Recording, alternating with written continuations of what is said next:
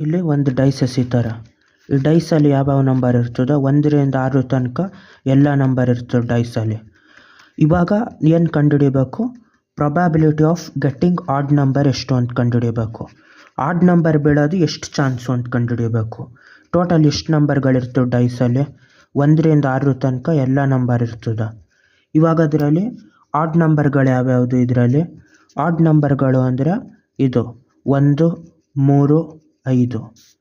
ಇವಾಗ ಏನಂತ probability of getting odd number ಅಂದರೆ ಟೋಟಲ್ ನಂಬರ್ ಆಫ್ ಚಾನ್ಸಸ್ಸು ಕೆಳಗಡೆ, ಟೋಟಲ್ ನಂಬರ್ ಆಫ್ ಚಾನ್ಸು, ಆಮೇಲೆ ಅದರಲ್ಲಿ ಆಡ್ ನಂಬರ್ ಬರೋ ಚಾನ್ಸ್ಗಳೆಷ್ಟು ಅಂತ. ಟೋಟಲ್ ಆಗಿ ಡೈಸಲ್ಲಿ 6ರಲ್ಲಿ ಯಾವ ನಂಬರ್ ಆದರೂ ಬರ್ಬೋದು, ಹಂಗಾಗಿ 6 ಟೋಟಲ್ ನಂಬರ್ ಆಫ್ ಚಾನ್ಸು. ಅದರಲ್ಲಿ ಆಡ್ ನಂಬರ್ಗಳು 3 ಚಾನ್ಸ್ ಇರ್ತದೆ ಅದು ಬರೋದು.